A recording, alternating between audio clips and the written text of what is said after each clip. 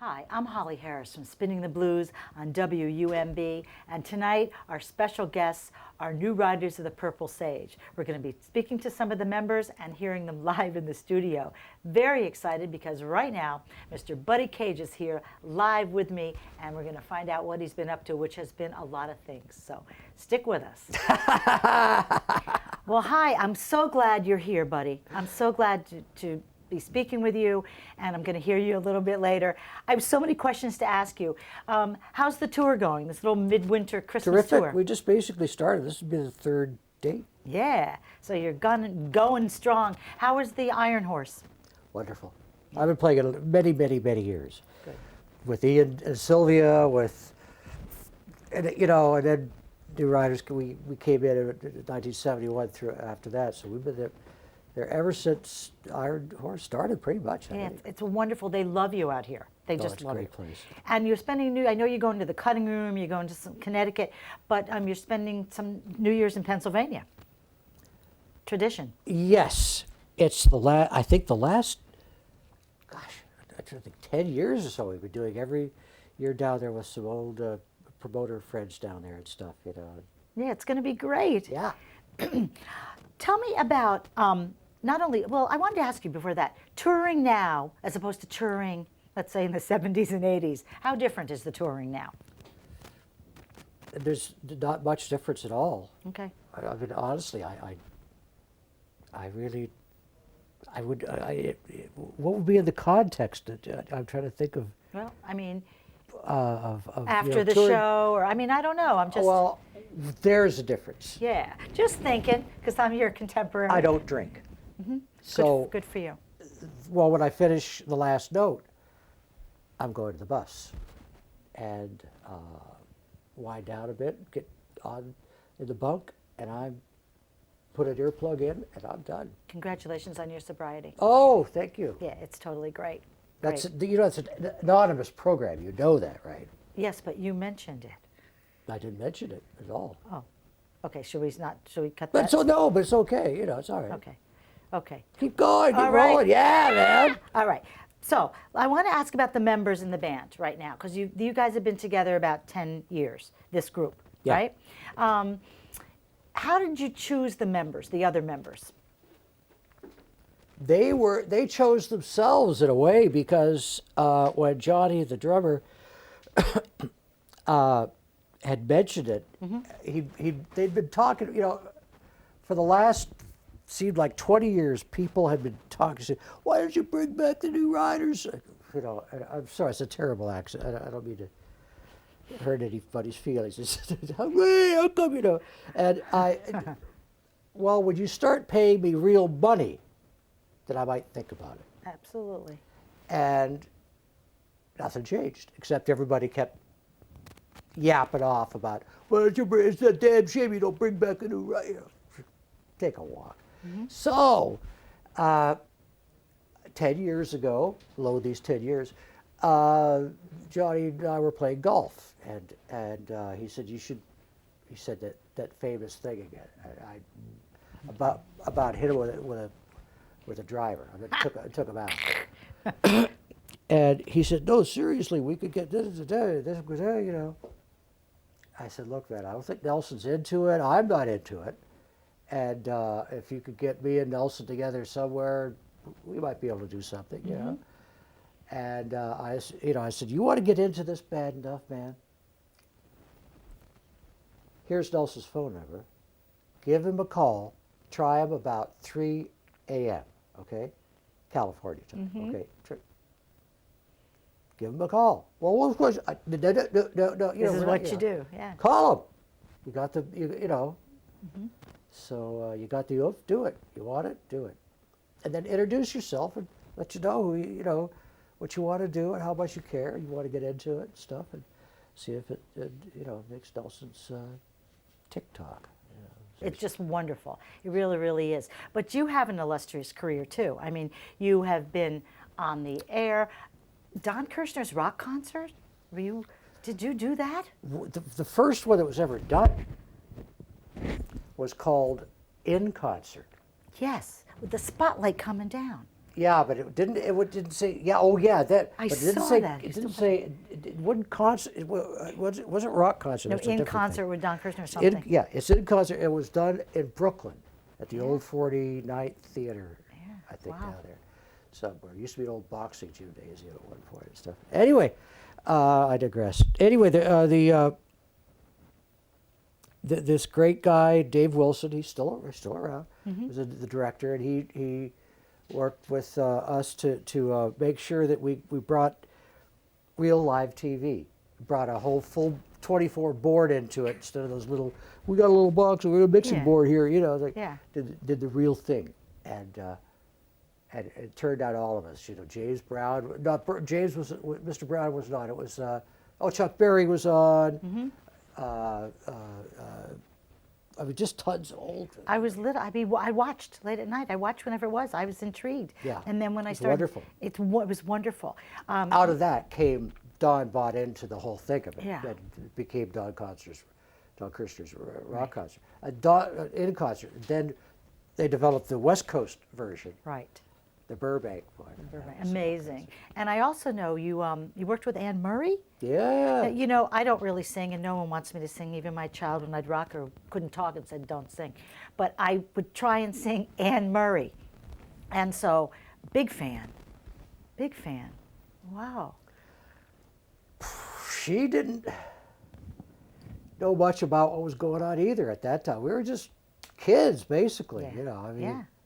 late teens or something like that. Anyway, the producer, a wonderful guy by the name of Brian Ahern, and he had great foresight, and he just developed other things that, with the new music that was going on by let's say 1967. Yeah. Okay, things were changing dramatically. Dramatically. So Brian he could see everything going on, so he got me to play on this Anne Murray stuff because it required some kind of country-ish Absolutely. thing, you know. And then, so now I was one of the elite sidemen. So Incredible. all of our Incredible. stuff for about the first 4 albums. Well, I have them. Oh, I believe beautiful! I have them. I really, really do. They re-recorded everything Oh. in Hollywood, North Wow. Hollywood, because of the contract difference. Oh, gee, I had no idea the backstory. So they you know. wiped all my stuff. I mean, I don't even know Ah. if the masters are still there. Well, it's somewhere. From that, so who were some of your greatest influences? Country, blues. James rock- Brown. Oh, You know, James Brown would have had a birthday. He passed away on the 26th of December. Right? oh, mercy. Yes, I've been playing some James Brown all week. So James Brown, huh? I heard Presley when I was like, I think 9, and I knew things were changing in my life. They were about to. And I hated country music. Well, hated it. You know, Hank Williams or, Wim Pierce or all the rest of that junk. And I just liked rock. But when I think I was 11, my parents got me, do you want to take like some music lessons or something like that? How nice. Yeah. Yeah. sounds Guitar? like- No.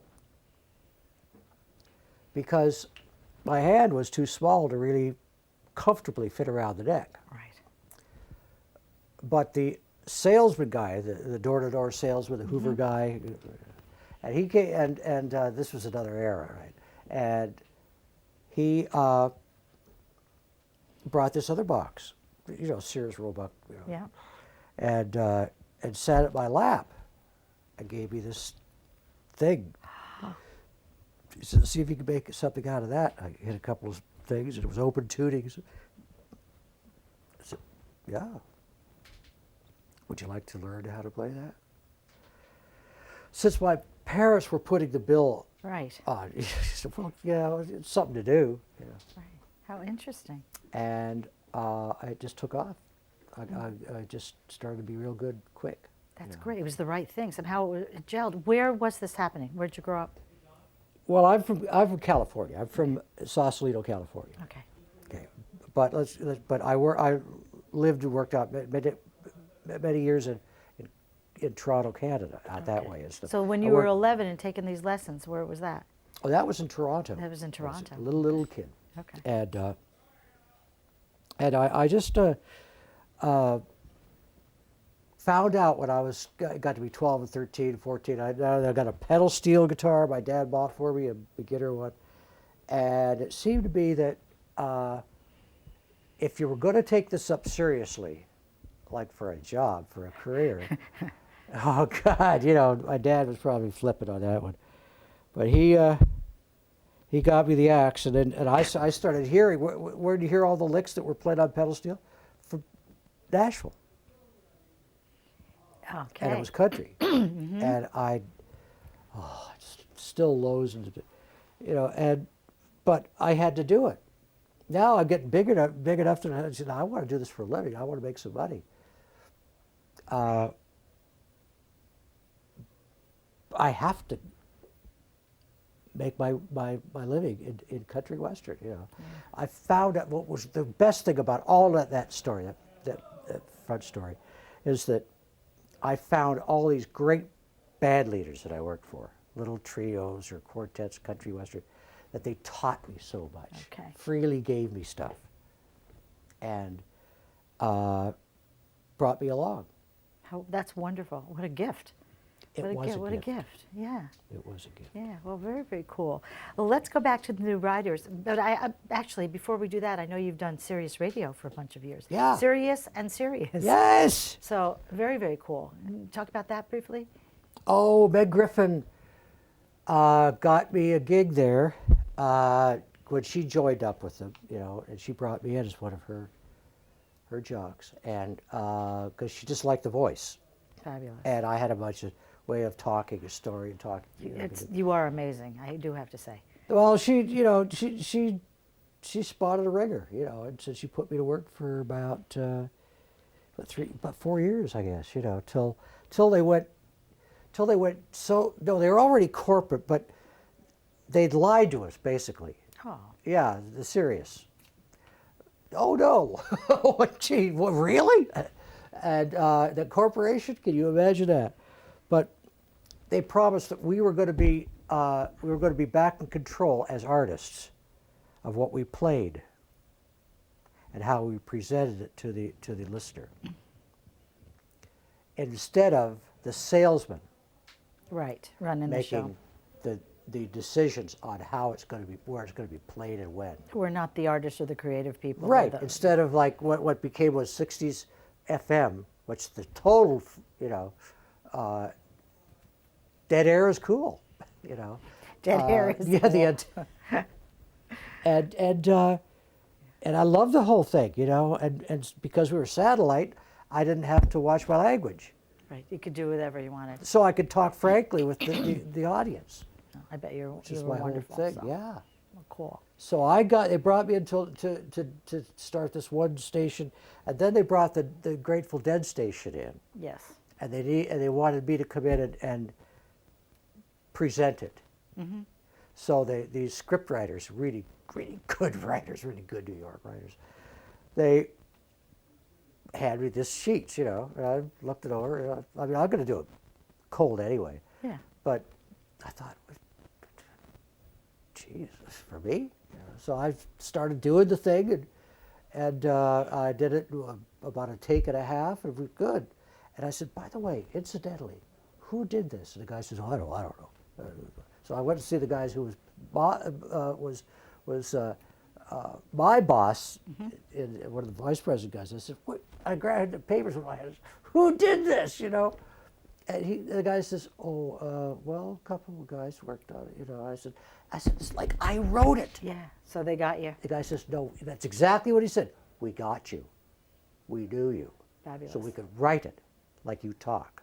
Fabulous. And that's the way they wrote it. So when I brought the Grateful Dead station in, I became fairly irrelevant after a while because they were changing over. You wrote yourself out. Oh, yeah, I did pretty much. Well, no. What No, they did was it all was corporate once again, stocks and bonds, right? That's what it's all about. Yeah.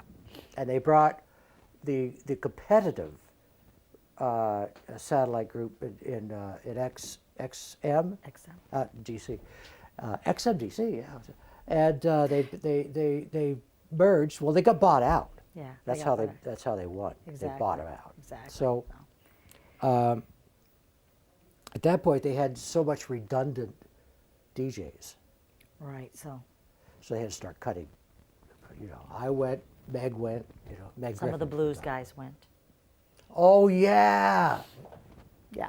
So, but listen, let's go back to the band for tonight. Sure. I want to do that because I know we have sound check to do and stuff.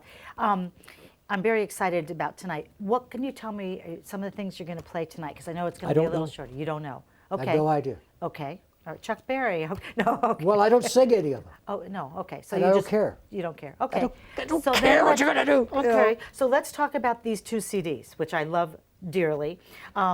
Where I Come From, and also 17 Pine Avenue, which I adore. Oh yeah. You know, either one, all of them. Favorite New Riders albums?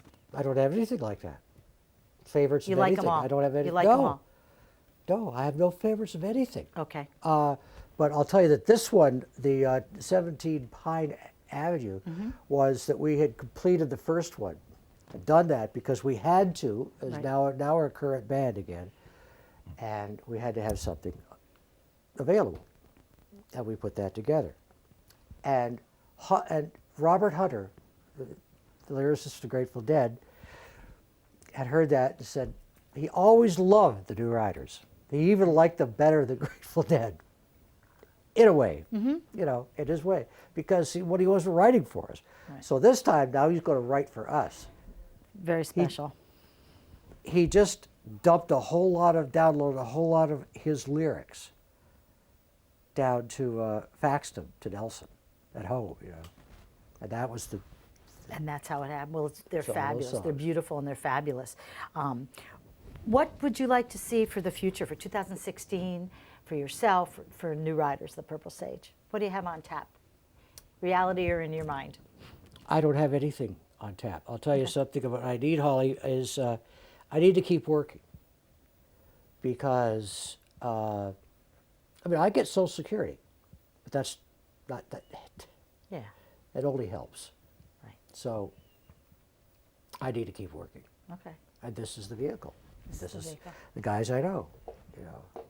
Well, what I would like to do is every time I come and meet up with you or see you, I'd like to check in and see how it's going, like a spiral up, and see what we're all Please. doing Oh, up yeah. to, you know, because it's so important. And I think keeping working is a great thing. If you stop moving, you're dead, you know. I think it's really important, creatively, physically, mentally, all of it.